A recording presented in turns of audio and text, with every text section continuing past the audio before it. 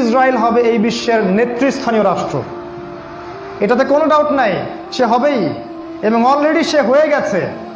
সে প্রায় 90% সফল, আর 10% বাকি আছে। এটা খুব অল্প সময়ের মধ্যেই হয়ে যাবে। কারণ আমাদের দুর্বলতা আছে যে আমরা যে আপোষে কাদা ছোটাছুটিতে ব্যস্ত ছিলাম, আমরা হালুয়া রুটি খাচ্ছিলাম, এই সময়টুকুর মধ্যে ও প্রচণ্ড শক্তিশালী হয়ে গেছে। ওই ইসরায়েল থেকেই আজকে সারা বিশ্বের পলিটিক্স নিয়ন্ত্রণ করা হচ্ছে, ব্যাংকিং সিস্টেম নিয়ন্ত্রণ করা হচ্ছে, অর্থনীতি নিয়ন্ত্রণ করা হচ্ছে, মিডিয়া নিয়ন্ত্রণ করা হচ্ছে, পত্রপত্রিকাও নিয়ন্ত্রণ করা হচ্ছে, আদর্শ নিয়ন্ত্রণ করা হচ্ছে, সংস্কৃতি নিয়ন্ত্রণ করা হচ্ছে, এবং আপনার এই যে প্রযুক্তি, অস্ত্রশস্ত্র, এগুলো সেখান থেকে নিয়ন্ত্রণ করা হচ্ছে। আর এটাই সেই রাষ্ট্র যেখান থেকে দাজ্জাল মানুষের রূপে বের হবে। এটাই সেই রাষ্ট্র। ওই জেরুজালেম থেকেই দাজ্জাল বের হবে। এই শক্তিশালী হয়ে গেল আমাদের চোখের সামনেই, কিন্তু আমরা কিছু করতে পারলাম না। এই যখন শক্তিশালী হয়ে গেছে, তখন সামনে একটা মহাযুদ্ধ লঞ্চ করবে, যেখানে 80টা দেশ পৃথিবীর একত্রিত হয়ে যাবে এবং প্রত্যেকটা দেশের আন্ডারে থাকবে 12,000 করে সৈন্য। এবং এই যুদ্ধে প্রত্যেক 100 জন সৈনিকের মধ্যে 99টা সৈনিক মারা যাবে এই যুদ্ধে। এটা হবে পারমাণবিক যুদ্ধ, আপনার সামনেই করান আছে। এরা যে স্বপ্ন দেখায় ভিশন 20, 30, 50, 100, এগুলো সব বোগাস। এতদিন পর্যন্ত এই ওয়ার্ল্ড আর সার্ভাইভ করবে বলে আমরা মনে করি না। আল্লাহু আ'লাম বিসওয়াব, আল্লাহ পাক ভালো জানেন। আমাদের রিসার্চ হচ্ছে এতদিন পর্যন্ত ওয়ার্ল্ড সার্ভাইভ নাও করতে পারে, না করার সম্ভাবনা 95%। এই মালহামার পরে ইমামুল মাহদী আসবেন শেষের দিকে, এবং তিনি মুসলিমদের হাল ধরবেন এবং প্রচুর সংখ্যক মুসলিম এই যুদ্ধে মারা যাবে। প্রচুর সংখ্যক, প্রচুর, তাদের সংখ্যা অগণিত। কিছু মুসলিম যুদ্ধের মাঠ থেকে পালিয়ে যাবে, যাদেরকে আল্লাহ পাক মাফ করবেন না, আর অল্প কিছু মুসলিম বাকি থাকবেন, যাদের হাতে আল্লাহ রাব্বুল আলামিন এই যুদ্ধের শেষের দিকে গিয়ে বিজয় দান করবেন ইনশাআল্লাহ। এবং আমাদের খোরাসান থেকেও একটা বাহিনী যাবে, যারা জেরুজালেম পর্যন্ত পৌঁছে যাবে, ইমামুল মাহদীর সাথে যোগ দিবে। পৃথিবীর কোনো শক্তি, নবীজি বলেছেন, পৃথিবীর কোনো শক্তি তাদের পথে বাধা হয়ে দাঁড়াতে পারবে না।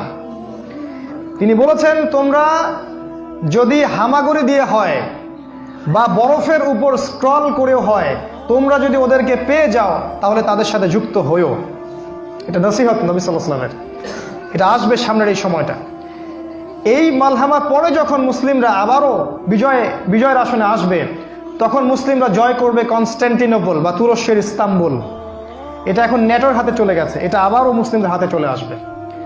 তারপর ঘোষণা করা হবে যে মাসিহুদ দাজ্জাল মানুষের রূপে বের হয়েছে। কোথায়? ওই জেরুজালেমে। তখন মুসলিমরা সেখানে ছুটবে। দাজ্জালের বাহিনীর সাথে মুসলিমদের ব্যাপক ফাইট হবে, কিন্তু মুসলিমরা তাদের সাথে পেরে উঠবে না।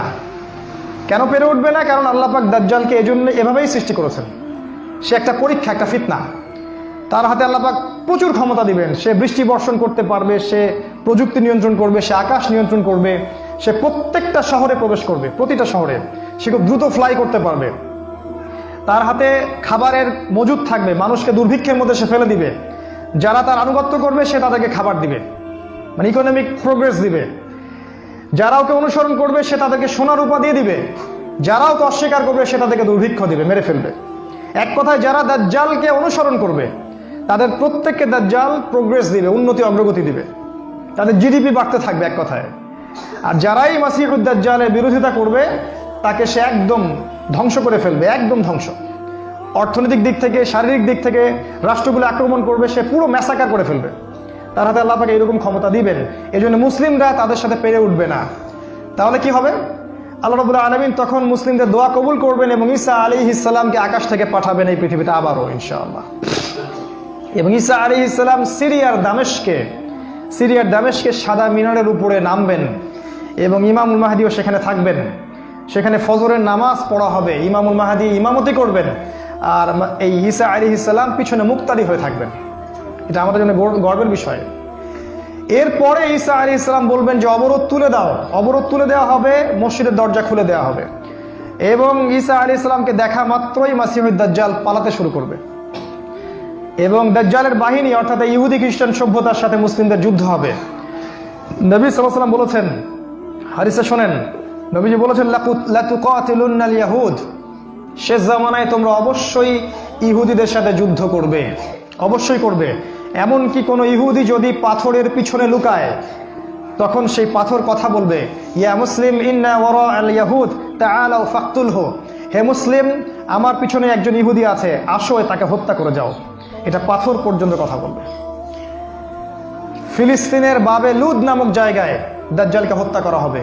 ওই বাবে লুদটা ইন্টারনেটে গিয়ে দেখবেন, সেখানে ইসরায়েলের বিমানবন্দর তৈরি করা আছে এখন। এই বাবে লুদেই এখনই তৈরি করা আছে। আমি একটু আগে বললাম যে দাজ্জাল আকাশ নিয়ন্ত্রণ করবে, ওই বাবে লুদের এয়ারপোর্ট থেকেই সে আকাশ নিয়ন্ত্রণ করবে। আমার মত এটা আমার মত, আমার বুঝ এটা। ওই বাবে লুদে সবচেয়ে বড় একটা এয়ারক্রাফটের ঘাঁটি তারা মজুদ করেছে এই বাবে লুদের মধ্যে, প্যালেস্টাইনে। আর ওই জায়গায় ঈসা আলাইহিস সালাম এই মাসিহুদ দাজ্জালকে হত্যা করবে। এরপরে ঈসা আলাইহিস সালাম জেরুজালেম থেকে ইমামুল মাহদিকে সাথে নিয়ে পুরো বিশ্বে ইসলামী খেলাফা বাস্তবায়ন করবে, পুরো বিশ্বে। নবীজি বলেছেন, একটা পাকা বাড়ি একটা কাঁচা বাড়িও বাদ থাকবে না যেখানে ইসলামের কালিমা লা ইলাহা ইল্লাল্লাহ প্রবেশ করবে না। একটা কাঁচা বাড়ি একটা পাকা বাড়িও বাদ থাকবে না। এরপরে ঈসা আলাইহিস সালাম 40 বছর এই পৃথিবীতে ইসলামী খেলাফা বাস্তবায়ন করবেন। নবীজি বলেছেন, পৃথিবীতে কোনো জুলুম থাকবে না, কোনো রকমের অন্যায় পাপাচার থাকবে না। বাঘে এবং হরিণে এক ঘাটে পানি খাবে, কেউ কারো প্রতি কোনো অবিচার করবে না। এক একটা ফল হবে বিশাল বিশাল, আল্লাহ পাক বরকতের দরজা সব খুলে দিবেন। প্রচুর বৃষ্টিপাত হবে, মাটি উর্বর হবে, প্রচুর সুজলা সুফলা হয়ে যাবে এই পৃথিবীটা। আবারও আগের অবস্থায় চলে আসবে পৃথিবীটা ইনশাআল্লাহ। কোনো দূষণ থাকবে না, কিচ্ছু থাকবে না ইনশাআল্লাহ। এই 40 বছর তিনি রাজত্ব করবেন, তারপর তিনি মারা যাবেন এবং তাকে দাফন করা হবে রাসূল সাল্লাল্লাহু আলাইহি ওয়াসাল্লামের কবরের পাশে। আর ইমামুল মাহদী আরও আগেই মারা যাবেন, তিনি 7 বা 9 বছর রাজত্ব করবেন, এই মুসলিম উম্মাহকে নেতৃত্ব দিবেন। এই অবস্থাটা সামনে আসতে যাচ্ছে। এই কথাগুলো আপনাকে কোনো সেকুলার মিডিয়া বলবে না, কোনো কাফের মিডিয়া বলবে না, কোনো পত্রপত্রিকায় পাবেন না। ইভেন এখন ওয়াজ মাহফিলেও এগুলো বলা বন্ধ হয়ে গেছে। এই কথাটা আমি কেন বললাম, শুধু এত যে বড় একটা কথা আমি বললাম, এত ডিটেলস বললাম, এটার কারণ একটাই, যাতে আপনি হীনমন্যতায় না ভোগেন। কারণ সামনের যে বিজয়ের সময়টা, সেটা আমাদের বিজয়ের সময়। কোনো সন্দেহ নাই যে এই সময়টা অবশ্যই আসবে, কারণ প্রিয় নবী মুহাম্মদ সাল্লাল্লাহু আলাইহি ওয়াসাল্লাম তার পবিত্র জাবান এটা বলে গেছে। আমাদের নবী সাল্লাল্লাহু আলাইহি ওয়াসাল্লাম তার অলৌকিক পবিত্র জাবান এটা বলে গেছেন, কোনো শক্তি নাই পৃথিবীর এই কথাকে উল্টে দিতে পারে ইনশাআল্লাহ তাআলা।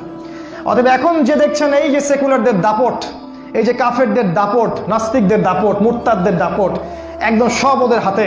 অর্থনীতি, রাজনীতি, এভরি সিঙ্গেল সেক্টর ওরা কন্ট্রোল করছে।